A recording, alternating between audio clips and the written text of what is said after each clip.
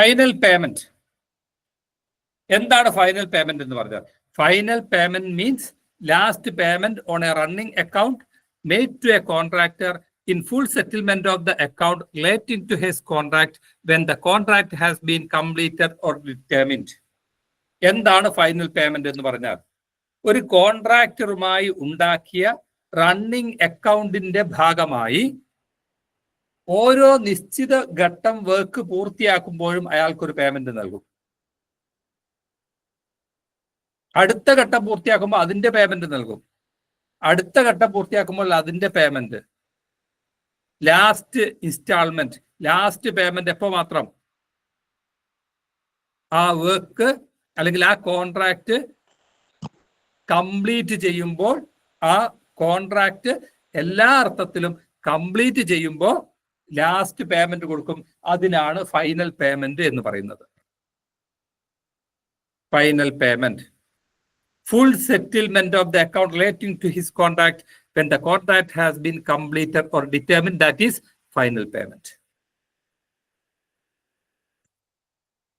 The last payment on a running account made to a contractor in full settlement of the account relating to his contract when the contract has been completed or determined is final payment. Full payment, final payment, അത് മാറിപ്പോവാൻ സാധ്യതയുണ്ട്, ശ്രദ്ധിച്ചോണം. Last payment on a running account made to a contractor in full settlement of the account relating to his contract when the contract has been completed is final payment. Final payment. Last payment on a running account to a contractor in full settlement of the account relating to his contract when the construction has been completed or determined is final payment. Final payment. Yes, last running account made to a contractor in full settlement of the account relating to his contract when the contract has been completed or determined is final payment. അവിടെ ഓർമ്മിക്കേണ്ടത് last payment on a running account made to a contractor, that is final payment. സാറേ ഇപ്പൊ കേറിയതേ ഉള്ളായിരുന്നു. സാറേ ഒരു സംശയം ചോദിക്കട്ടെ. ഇപ്പൊ ലാസ്റ്റ് പേയ്മെന്റ് എന്ന് പറയുമ്പോൾ ഒറ്റ പേയ്മെന്റ് മാത്രമേ അതിനുള്ളൂ, അതോ സ്റ്റെപ്പ് ബൈ സ്റ്റെപ്പ് ആയിട്ട് നമ്മൾ കോൺട്രാക്ട് കൊടുക്കല്ലേ? സ്റ്റെപ്പ് ബൈ സ്റ്റെപ്പ് അവസാനം ആ വർക്ക് പൂർത്തിയാക്കുമ്പോൾ ലാസ്റ്റ് ഇൻസ്റ്റാൾമെന്റ് കൊടുക്കുന്നത് ഫൈനൽ പേയ്മെന്റ്. ഓ സാർ സാർ സാർ സാർ ഒറ്റയായിട്ടല്ല, ഒന്നായിട്ട് അല്ല കൊടുക്കുന്നത് അല്ലേ? ഓരോ ഘട്ടം പൂർത്തിയാക്കുമ്പോൾ, അതാണ് റണ്ണിങ് അക്കൗണ്ട് എന്ന് പറയുന്നത്. ഒരു കോൺട്രാക്ടറുമായി ഉണ്ടാക്കുന്ന റണ്ണിങ് അക്കൗണ്ട് എന്ന് പറയുന്നത് ഓരോ ഘട്ടം പണി പൂർത്തിയാക്കുമ്പോൾ നിങ്ങൾക്ക് ഒരു നിശ്ചിത തുക തരും. ലാസ്റ്റ് ഇൻസ്റ്റാൾമെന്റ് തരുന്നത് എപ്പോൾ മാത്രമായിരിക്കും? ആ കോൺട്രാക്ട് മുഴുവനായും പൂർത്തിയാക്കിയാൽ മാത്രം. That is final. ഇനി ഫിനാൻഷ്യൽ ഇയർ. ഫിനാൻഷ്യൽ ഇയർ എന്ന് പറഞ്ഞാൽ ഒരു ഏപ്രിൽ 1 ആരംഭിച്ച് അടുത്ത മാർച്ച് 31 അവസാനിക്കുന്ന ആ കാലയളവിനാണ് ഫിനാൻഷ്യൽ ഇയർ എന്ന് പറയുന്നത്. അക്കൗണ്ടിങ് ഇയർ, ഫിനാൻഷ്യൽ ഇയർ അല്ലെങ്കിൽ ബഡ്ജറ്റ് ഇയർ എന്നൊക്കെ അറിയപ്പെടുന്ന ഫിനാൻഷ്യൽ ഇയർ എന്ന് പറയുന്നത് ഏപ്രിൽ 1 ആരംഭിച്ച് മാർച്ച് 31 അവസാനിക്കുന്നതാണ്. Financial year defined in dash of KFC. Financial year define ചെയ്തിട്ടുള്ളത് എവിടെയാണ്? നമ്മളിപ്പം പഠിക്കുന്ന ആർട്ടിക്കിളിലാണ്. ഏതാ article? Article 3. Article 3. The financial year starts from, financial year ആരംഭിക്കുന്നത് ഏപ്രിൽ 1 മുതൽ March 31. First April. Financial year defined in article dash of the financial code. Article 3. Any financial year begin with 1st April and ending with the following 31st March is. Sorry, the year beginning with the 1st April and ending with the following 1st of March is Financial year. Any financial year means 1st April to 31st March. April. Yes. The year beginning with the 1st of April and ending with the 31st March of the following year is financial year. Financial year starts from First April. April 1st to March. മറ്റൊരു ചോദ്യം, രസമുള്ള ചോദ്യം. There is 12 months in. There is 12 months in. Financial year. All of the above. All of the above. Budget year, financial year, calendar year, ഇതിലെല്ലാറ്റിലും 12 മാസമാണ് ഉള്ളത്. Financial year means the year beginning with the First April to 31st. And ending with the following 31st. Following 31st March. 31st March. yes. First and final payment. First and final payment. എന്താണ് first and final payment എന്ന് പറഞ്ഞാൽ? ഒരു കോൺട്രാക്ടറുമായി ഉണ്ടാക്കിയ contract എങ്ങനെയെന്ന് പറഞ്ഞാൽ എല്ലാ വർക്കും മുഴുവനായി പൂർത്തിയാക്കിയാൽ മാത്രം അതിന്റെ പേയ്മെന്റ് നൽകും. അല്ലാതെ നേരത്തെ പറഞ്ഞ പോലെ റണ്ണിങ് അക്കൗണ്ടിന്റെ ഭാഗമായിട്ടുള്ള ഇടപാടൊന്നുമില്ല. ഓരോ ഘട്ടം വർക്ക് പൂർത്തിയാക്കുമ്പോഴും ഒരു നിശ്ചിത തുക അതില്ല. പകരം എന്താണ് ഫുൾ സെറ്റിൽമെന്റ്. ഒരു വർക്കിന്റെ ഫുൾ സെറ്റിൽമെന്റ് കഴിഞ്ഞാൽ അതിന്റെ ക്യാഷ് മുഴുവനായും തരും. That is the first and final payment. ഒറ്റ നൽകൽ, ഒരു പ്രാവശ്യം മാത്രമേ പണം നൽകൂ, അത് ഫൈനൽ പേയ്മെന്റ് ആണ്. That is first and final payment.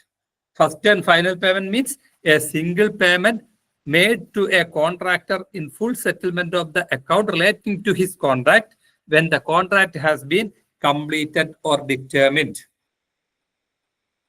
Okay. ഒരു കോൺട്രാക്ടറുമായി ഉണ്ടാക്കുന്ന വ്യവസ്ഥ എന്താണ്? ഫുൾ സെറ്റിൽമെന്റ് നൽകുന്നത് എപ്പോ മാത്രം? After completing work. Has been completed or determined.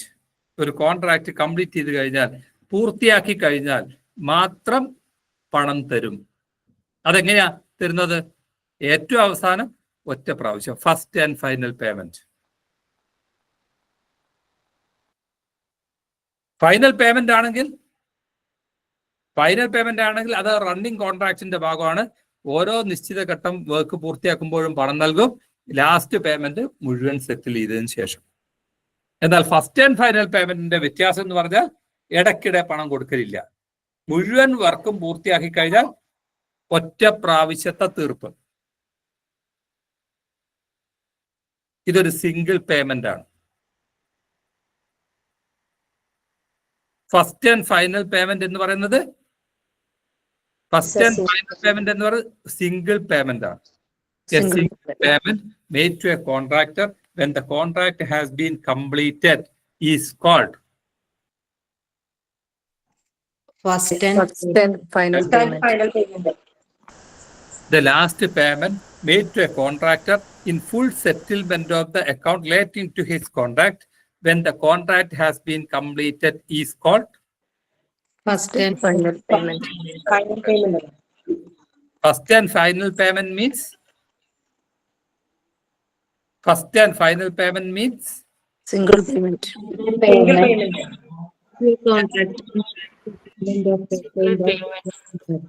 a single payment made to a contractor Made to a contractor in full settlement of account of contract. Next, a single payment made to a contractor in full settlement of the account relating to his contract when the contract is completed or determined is called first and final. Single payment made to a contractor in full settlement of the account. First and final payment. First and final payment. ഇനി government account. എന്താണ് government account എന്ന് പറഞ്ഞാൽ? Government account എന്ന് പറഞ്ഞാൽ ഗവൺമെന്റിന്റെ കൺസോൾട്ടേറ്റഡ് ഫണ്ടിലുള്ള തുക, ഗവൺമെന്റിന്റെ contingency ഫണ്ടിലുള്ള തുക, ഗവൺമെന്റിന്റെ പബ്ലിക് അക്കൗണ്ടിലുള്ള തുക, ഇത് മുഴുവനും ചേർന്ന് പറയുന്ന പേരാണ് government account. Government account means the total of consolidated ഫണ്ടിലുള്ള ടോട്ടൽ, കണ്ടിൻജൻസി ഫണ്ടിലുള്ള ടോട്ടൽ, പബ്ലിക് അക്കൗണ്ടിലുള്ള ടോട്ടൽ. ഈ മൂന്ന് ടോട്ടലും ചേർന്നതാണ് ഒരു ഗവൺമെന്റ് അക്കൗണ്ട് എന്ന് പറയുന്നത്. Government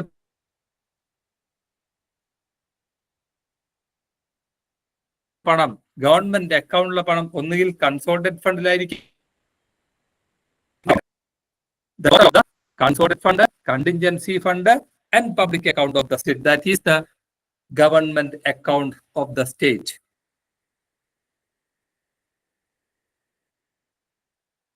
Government account may be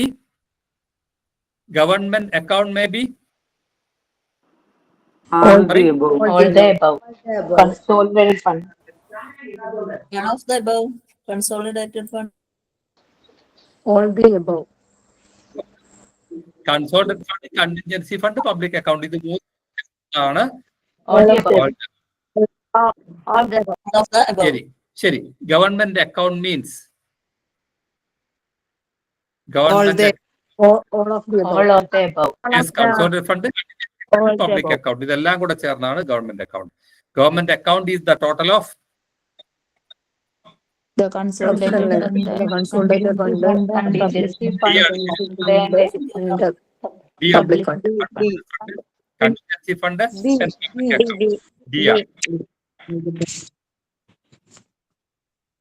ഇനി total of the consolidated fund account, contingency fund account and public account of the state is called government account. Government account. Government account. Government account. Government account. yes. Government servant. ആരാണ് government servant എന്ന് പറഞ്ഞാൽ? Government servant means any person serving in connection with the affairs of the state. സ്റ്റേറ്റിന്റെ പ്രവർത്തനങ്ങളുമായി ബന്ധപ്പെട്ട് പ്രവർത്തിക്കുന്ന ഉദ്യോഗസ്ഥനാണ് government servant എന്ന് പറയുന്നത്. ആരാ ഗവൺമെന്റ് സെർവന്റ്? സ്റ്റേറ്റിന്റെ അഫയേഴ്സുമായി, സ്റ്റേറ്റിന്റെ പ്രവർത്തനങ്ങളുമായി ബന്ധപ്പെട്ട് പ്രവർത്തിക്കുന്ന ഒരു വ്യക്തിയാണ് ഗവൺമെന്റ് സെർവന്റ്. ചിലപ്പോൾ അയാൾക്ക് whether remunerated by salary or not, ചിലപ്പം ഗവൺമെന്റ് പണം കൊടുത്താൽ, ശമ്പളം കൊടുത്താലും ശരിയില്ലെങ്കിലും ശരി, ഗവൺമെന്റിന്റെ പ്രവർത്തനങ്ങളുമായി ബന്ധപ്പെട്ട് പ്രവർത്തിക്കുന്ന വ്യക്തിക്ക് പറയുന്ന പേരാണ് ഗവൺമെന്റ് സെർവന്റ്. ഒരു ഗവൺമെന്റ് സെർവന്റിന് എന്തിനൊക്കെ അധികാരമുണ്ട്? He's authorised to receive government money, government പണം സ്വീകരിക്കാൻ, ഗവൺമെന്റ് പണം കീപ്പ് ചെയ്യാൻ, അത് ക്യാരി ചെയ്യാൻ, ഒരു സ്ഥലത്ത് നിന്ന് മറ്റൊരു സ്ഥലത്തേക്ക് കൊണ്ടുപോകാൻ, and spend on behalf of the government. ഇതിനെല്ലാം ഒരു ഗവൺമെന്റ് ജീവനക്കാരന് അധികാരമുണ്ടായിരിക്കും. ആരാണ് ഗവൺമെന്റ് സെർവന്റ്? ആരാണ് ഗവൺമെന്റ് സെർവന്റ്? മ്യൂട്ടാവൂ. ഒരു ഗവൺമെന്റ് സെർവന്റ് എന്ന് പറഞ്ഞാൽ ആരാണ്? Any person serving in connection with the affairs of the state. സ്റ്റേറ്റിന്റെ പ്രവർത്തനങ്ങളുമായി ബന്ധപ്പെട്ട് പ്രവർത്തിക്കുന്ന വ്യക്തിയാണ് ഗവൺമെന്റ് സെർവന്റ്.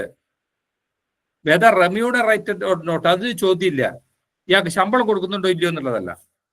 ഇദ്ദേഹം ഒരു ഗവൺമെന്റ് പ്രവർത്തനങ്ങളുമായി ബന്ധപ്പെട്ട് പ്രവർത്തിക്കുന്ന വ്യക്തിയാണോ?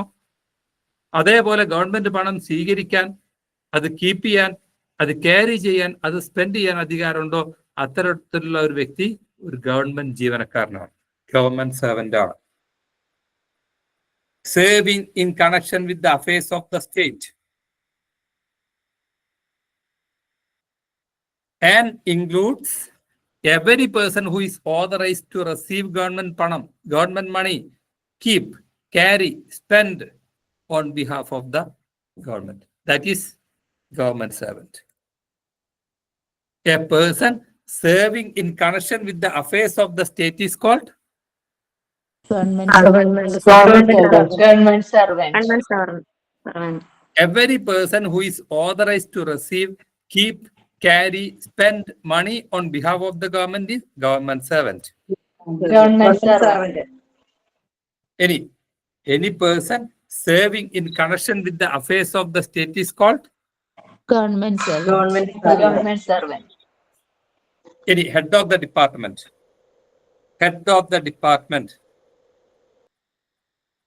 ആരാ head of the department? Government ഏതെങ്കിലും ഒരു അതോറിറ്റിയെ അയാൾ ഹെഡ് ഓഫ് ദ ഡിപ്പാർട്ട്മെന്റ് ആണ് എന്ന് ഓതറൈസ് ചെയ്തു കഴിഞ്ഞാൽ he is the head of the department. Head of the department means any authority specially declared by government to the head of the department. ഏതെങ്കിലും ഒരു അതോറിറ്റിയെ ഇദ്ദേഹം ഹെഡ് ഓഫ് ദ ഡിപ്പാർട്ട്മെന്റ് ആണ് എന്ന് government authorise ചെയ്ത് കഴിഞ്ഞാൽ, declare ചെയ്ത് കഴിഞ്ഞാൽ, he is the head of the department.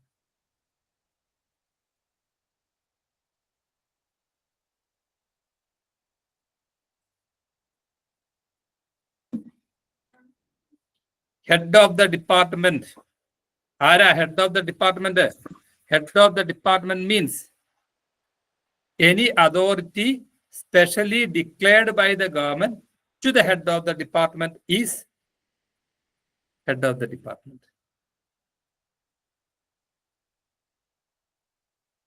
Okay. Any authority specially declared by government to the head of the department is called Head of the department. Head of the department.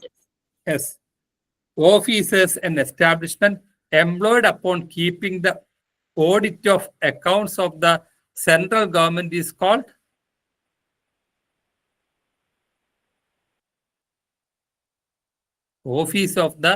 office and establishment employed upon keeping the account of the central government is called Indian Audit Department. Department. ശരി, ഇതിവിടെ വരാൻ പാടില്ലായിരുന്നു. ഇനി list of head of department are given in, list of government department are given in. Government head of the department ഒരു list financial കോഡിന്റെ volume 2 കൊടുത്തിട്ടുണ്ട്. അത് എവിടെയാന്നാ ചോദ്യം. Appendix 1 ആണോ? ഒരു കാര്യം ചെയ്യ്, റൂൾ 3 എടുത്തു. നിങ്ങളെടുത്ത ടെസ്റ്റുള്ള ആൾക്കാരെ റൂൾ 3 എടുത്തേ. റൂൾ 3യിൽ എന്ത് കൊടുത്തിട്ടുണ്ട്? ഹെഡ് ഓഫ് ദ ഡിപ്പാർട്ട്മെന്റ് എന്ന് കൊടുത്തിട്ടുണ്ട്. അതിന്റെ താഴെ ഡെഫിനിഷൻ കൊടുത്തിടത്തില് കൊടുത്തിട്ടുണ്ട് ഹെഡ് ഓഫ് ദ ഡിപ്പാർട്ട്മെന്റ്സ് ആരൊക്കെയാണെന്ന്. ഫിനാൻഷ്യൽ കോഡിലെ അപ്പൻഡിക്സ് 1ലാണ് ഹെഡ് ഓഫ് ദ ഡിപ്പാർട്ട്മെന്റ്സ് ആരൊക്കെയാണെന്ന് കൊടുത്തിട്ടുള്ളത്.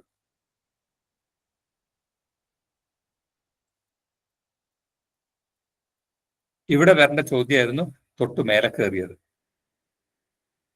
Indian audit department means officers and establishment being in India and subordinate to the Controller and Auditor General of India that are employed upon keeping an audit of account of the central government and of the state or upon one or other of these duties. Indian Audit Department എന്ന് പറഞ്ഞാൽ എന്താണ്?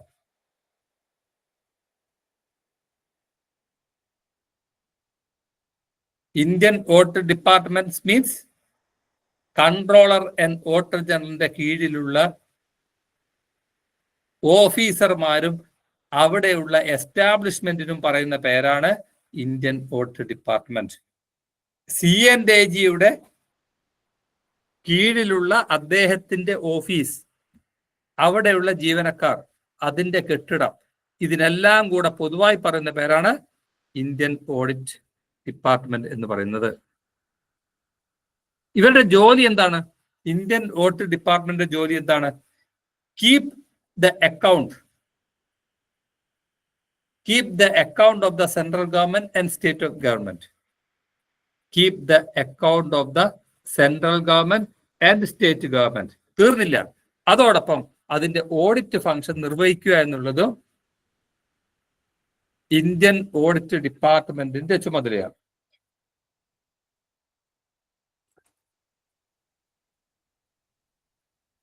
Indian Audit Department means office and establishment being in India and subordinate to Controller and Auditor General of India that are employed upon keeping an audit of the account of the central government and of the state or upon one or other of these duties.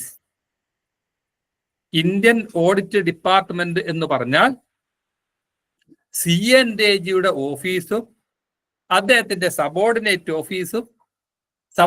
ഓഫീസേഴ്സും മറ്റു ജീവനക്കാരും പിന്നെയോ ആ എസ്റ്റാബ്ലിഷ്മെന്റും ഇത് മുഴുവൻ ചേർന്ന് കഴിഞ്ഞാൽ Indian audit ഡിപ്പാർട്ട്മെന്റായി. Indian audit department ചുമതലകൾ പ്രധാനമായും 2 ചുമതലയാണ് നിർവഹിക്കാനുള്ളത്.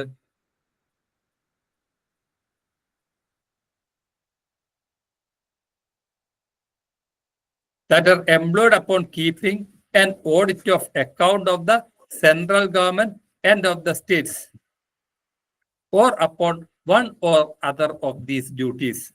സെൻട്രൽ ഗവൺമെന്റിന്റെയും സ്റ്റേറ്റ് ഗവൺമെന്റിന്റെയും അക്കൗണ്ടുകൾ സൂക്ഷിക്കുക എന്നുള്ളതും അതിന്റെ ഓഡിറ്റ് ഫംഗ്ഷൻ നിർവഹിക്കുക എന്നുള്ളതും ഇന്ത്യൻ ഓഡിറ്റ് ഡിപ്പാർട്ട്മെന്റിന്റെ ചുമതലയാണ്.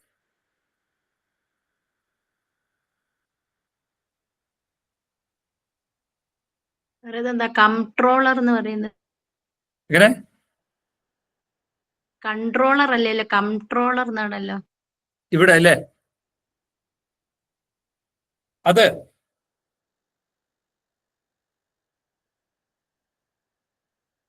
ഇന്നത്തെ CAG ആ ഒരു ഡെസിഗ്നേഷൻ ആരംഭിക്കുന്നതിന് മുമ്പേ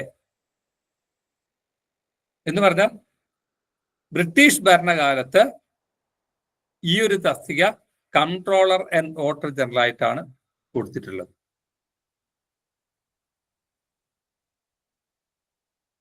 അതുകൊണ്ടാണ് എന്ത് കൺട്രോളർ ആൻഡ് ഓഡിറ്റർ ജനറൽ. ഇപ്പൊ എന്താണ് controller and auditor general of India. ഇനി ഇൻസ്പെക്ടിംഗ് ഓഫീസേഴ്സ്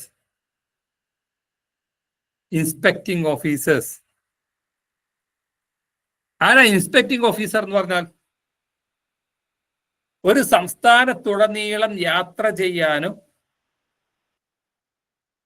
എന്നിട്ടോ ഏതൊരു ഓഫീസിലും കയറി ചെന്ന് അത് ഇൻസ്പെക്ട് ചെയ്യാനും അധികാരമുള്ള ഉദ്യോഗസ്ഥന്മാർക്ക് പറയുന്ന പേരാണ് ഇൻസ്പെക്ടിംഗ് ഓഫീസേഴ്സ്. ഒരു സ്റ്റേറ്റ് മുഴുവൻ ജൂറിസ്ഡിക്ഷനുള്ള ഏതൊരു ഓഫീസിലും കയറി ചെല്ലാനും അവിടുത്തെ അക്കൗണ്ട് ഓഡിറ്റ് ചെയ്യാനും അധികാരമുള്ള ഉദ്യോഗസ്ഥന്മാരാണ് ഇൻസ്പെക്ടിംഗ് ഓഫീസേഴ്സ്.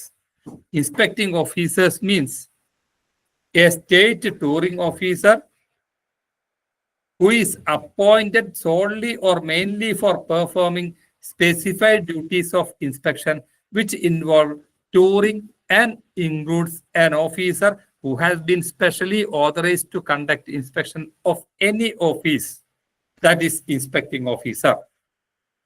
കേരളത്തിലുടനീളം യാത്ര ചെയ്യാൻ അധികാരമുള്ള, കേരളത്തിലുടനീളം ടൂറിങ്ങിന് അധികാരമുള്ള ഏതൊരു ഓഫീസും ഇൻസ്പെക്ട് ചെയ്യാൻ അധികാരം നൽകിയിട്ടുള്ള ഉദ്യോഗസ്ഥന്മാരാണ് ഇൻസ്പെക്ടിംഗ് ഓഫീസേഴ്സ് എന്ന് പറയുന്നത്.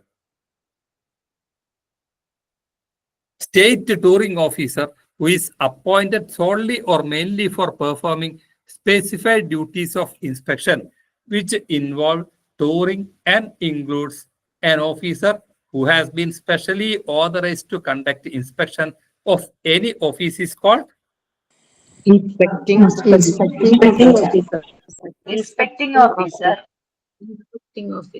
A state touring officer who is appointed solely or mainly for performing specified duties of inspection which involve touring and includes an officer who has been specifically authorized to conduct inspection of any office is called inspecting officer.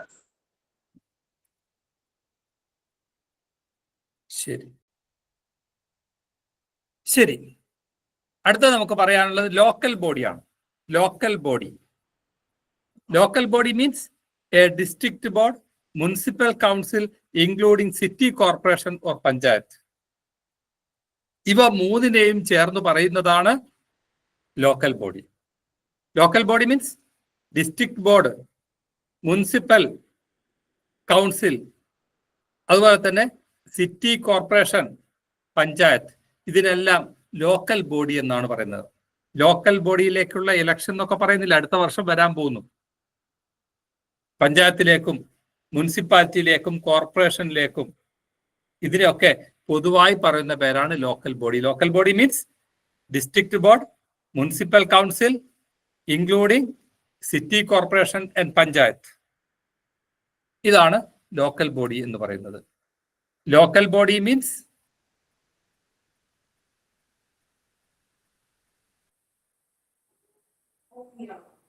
Panchayat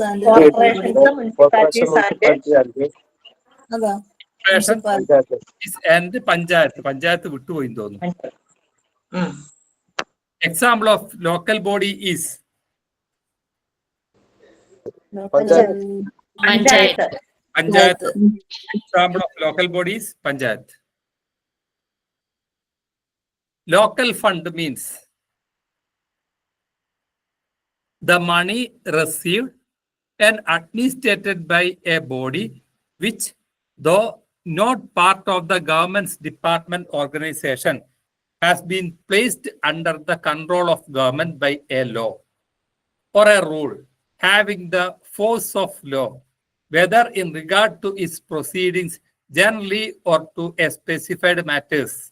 Example is budget, creation of particular post in its service, an appointment to such post, and the leave, pension, and other rules applicable to its service.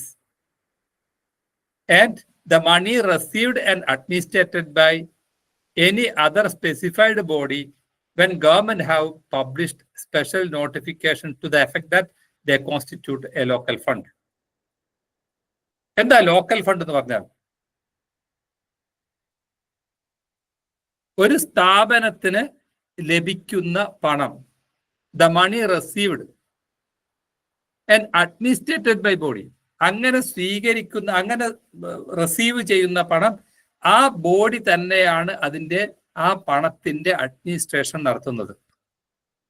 ഒരു government പണം ഒരു body സ്വീകരിക്കുന്നു, ആ body അതിൻ്റെ പ്രവർത്തനങ്ങൾക്ക് വേണ്ടി ആ പണം കൈകാര്യം ചെയ്യുന്നു. ഗവൺമെന്റ് അക്കൗണ്ടിന്റെ ഭാഗമാകുന്നില്ല, though not part of the government account. എന്നാലോ ഈ പണത്തിന്റെ മുകളിൽ ഗവൺമെന്റിന് നിയമപ്രകാരം വളരെ ശക്തമായ കൺട്രോൾ ഉണ്ടാവുകയും ചെയ്യും. അങ്ങനെയുള്ള പണത്തിന് പറയുന്ന പേരാണ് ലോക്കൽ ഫണ്ട് എന്ന് പറയുന്നത്. ഏതെങ്കിലും ഒരു സ്ഥാപനം ഒരു പണം സ്വീകരിക്കുകയും ആ പണത്തിന്റെ മുഴുവൻ അഡ്മിനിസ്ട്രേഷനും അവര് തന്നെ, ആ ബോഡി തന്നെ നിർവഹിക്കുകയും, എന്നാൽ അത് ഗവൺമെന്റിന്റെ ഫണ്ടായി മാറുന്നില്ല, പക്ഷേ ഗവൺമെന്റിന് അതിന്റെ മുകളിൽ പൂർണ്ണമായ നിയന്ത്രണം ഉണ്ടാവും. അങ്ങനെയുള്ള ഫണ്ടിന് പറയുന്ന പേരാണ് local fund. Which of the following is not a division of accounts? Which of the following is not a division of accounts? Government അക്കൗണ്ടിന്റെ ഭാഗമല്ലാത്തത് ഏത്? Local fund. Local fund. Local fund government അക്കൗണ്ടിന്റെ ഭാഗമല്ല. എന്നാൽ consolidate fund, contingency fund, public account, അത് മൂന്നും government അക്കൗണ്ടിന്റെ ഭാഗമാണ്. Local fund government അക്കൗണ്ടിന്റെ ഭാഗമല്ല. The money received and administered by a body other than government but has been controlled by the government by law is local fund. ഏതെങ്കിലും ഒരു body അതിന് ലഭിക്കേണ്ടുന്ന ഒരു പണം സ്വീകരിക്കുകയും ആ പണത്തിന്റെ അഡ്മിനിസ്ട്രേഷൻ മുഴുവനായും അവർ തന്നെ നടത്തുകയും, എന്നാൽ ഗവൺമെന്റിന് നിയമപ്രകാരം അതിന് കൺട്രോൾ ഉണ്ടാക്കുകയും ചെയ്യും. അങ്ങനെയുള്ള ഫണ്ടിന് പറയുന്ന പേരാണ് local fund. The money which is kept out of government account but placed under the control of government by rule or law is contingency fund. Which is kept out of government account. Government account ന്റെ ഭാഗമല്ല, പക്ഷേ local fund. Local fund. ഇനി the money mute out. The money received and administered by a body other than government but has been controlled by government by law is local fund. The money which is kept out of government account but placed under the control of government by rule or law is local fund. Money received and administered by a body other than government but has been controlled by government by law is Local fund. Local fund. any major head. Major head. Budget മാനുവലും അതുപോലെ തന്നെ introduction to Indian ഓഡിറ്റും Kerala account കോഡും ഒക്കെ നമ്മൾ വായിക്കുമ്പോൾ കടന്നു വരുന്ന ഒരു പദമാണ് major head. Major head means a main head of account. Major head എന്ന് പറഞ്ഞാൽ മെയിൻ ഹെഡ് ഓഫ് അക്കൗണ്ട് ആണ്. ഒരു ഹെഡ് ഓഫ് അക്കൗണ്ടിന്റെ മെയിൻ പാർട്ട് എന്ന് പറയുന്നത് അതിന്റെ മേജർ ഹെഡ് ആണ്.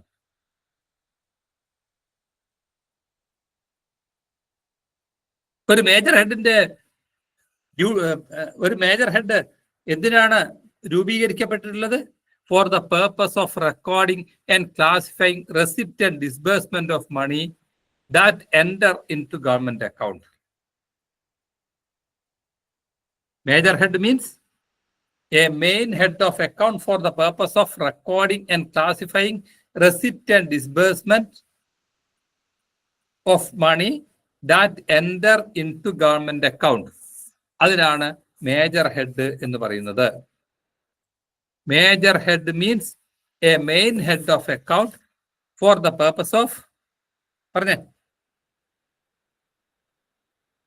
Recording and classifying receipts and disbursement of money that's into the government account. Yes.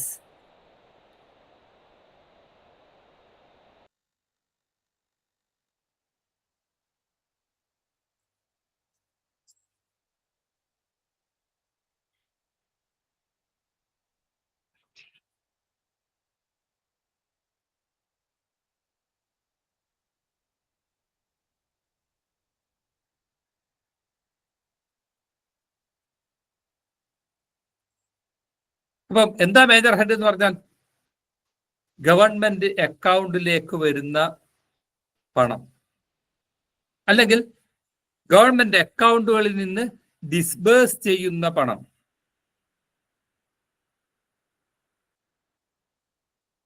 ഇങ്ങനെ ഗവൺമെന്റ് അക്കൗണ്ടിലെ റെസിപ്റ്റ് ചെയ്യുന്ന പണം, ഗവൺമെന്റ് അക്കൗണ്ടിലേക്ക് വരുന്ന പണം, അതുപോലെ ഗവൺമെന്റ് അക്കൗണ്ടിൽ നിന്ന് വിതരണം ചെയ്യുന്ന പണം,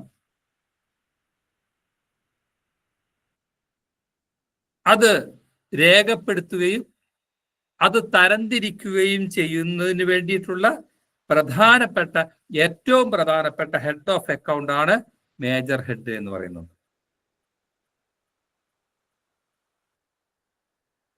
ഗവൺമെന്റ് അക്കൗണ്ടിലേക്ക് വരുന്ന പണം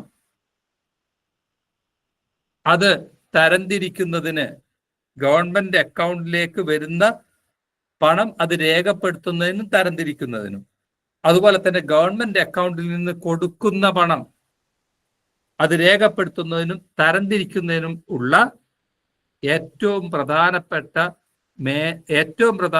ഒരു ഹെഡ് ഓഫ് അക്കൗണ്ട് ആണ് മേജർ ഹെഡ് എന്ന് പറയുന്നത്.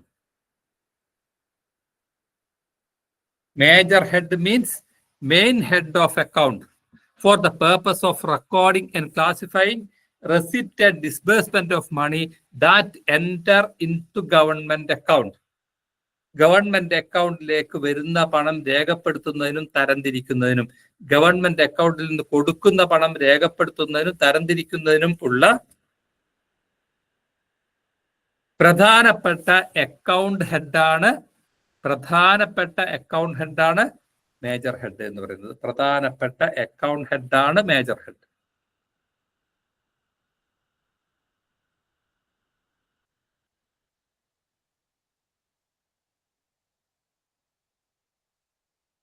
എന്ന് ചോദ്യം വന്നോ?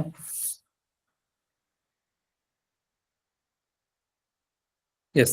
The main unit of classification of government account is main unit of Major head. major Head. head. The main head of account for the purpose of recording and classifying receipt and disbursement of money that enter into government account is called Major head.